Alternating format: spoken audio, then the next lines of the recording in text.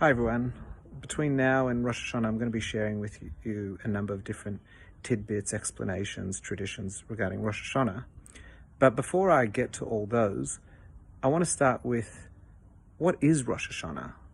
Because by knowing what Rosh Hashanah is, then we can begin to explore all the different traditions, customs, and observances of the day. So today is answering the question, what is Rosh Hashanah? Rosh Hashanah literally means the head of the year. Rosh Hashanah, head of the year.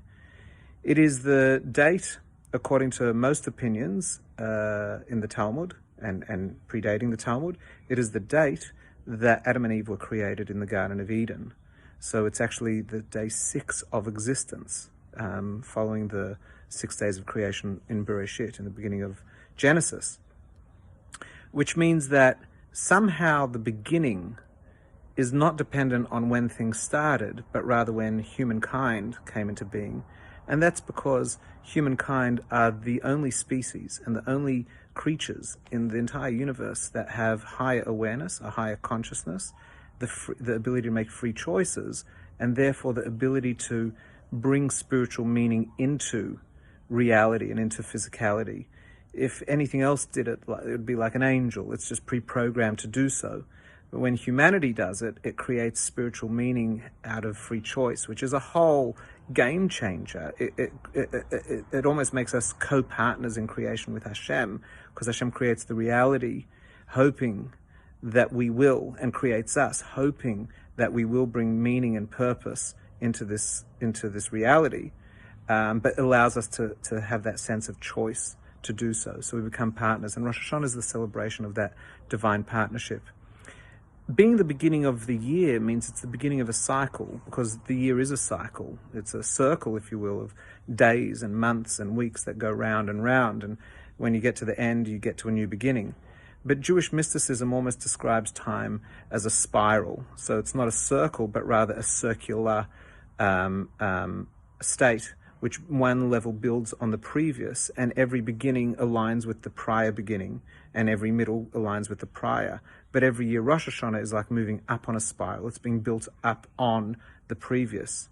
But it also means that, being an anniversary, Rosh Hashanah is the date in which the original creative energy that first flowed into the world flows once again, because it's an energy of renewal. So this is a spiral that actually works in two directions. We have the higher energy that comes into this moment, and we have this moment being built on all prior moments. So this is both an elevation and an expansion. So Rosh Hashanah is not just a calendar marker, but it is actually very much a spiritual moment of renewal.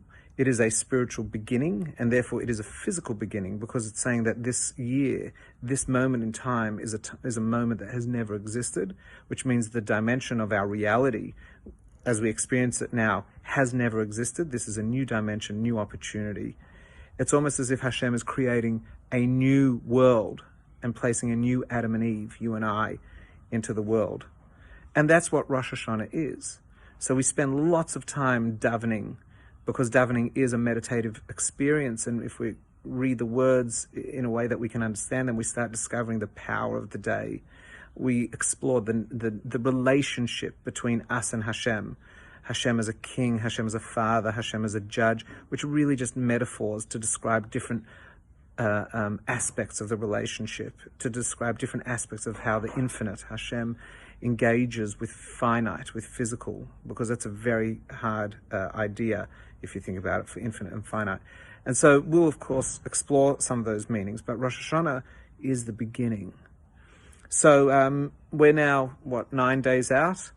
I want you to perhaps sometime today, after watching this video, just think about this idea of renewal, not as going back to our youth or going back to a place that is inaccessible, but renewal being actually a new moment. What if let's all those childish sci-fi scenarios, like what if the whole world, everyone's just a robot except you, those sort of the Truman Show type of things. But let's do one that's really quite fun and apt. Is what if the whole world just stopped for 1 million years? Well, time wouldn't exist because there's no rate of change. But what if this moment is actually the first moment? And everything that we recall and everything that we see is just implanted into our consciousness so that we think we're part of a many billion year narrative, but actually it just began now. It begins now. What would you do now if all your past was just a memory and this is the only real moment? Like anything from your past should not bog you down. Rosh Hashanah, it's the beginning of something new. It's the beginning of a new year. And we're going to explore what are the foods, what are the rituals, what are the traditions that allow us to celebrate this renewal and become more conscious of what it all means. I'll see you tomorrow for the next installment.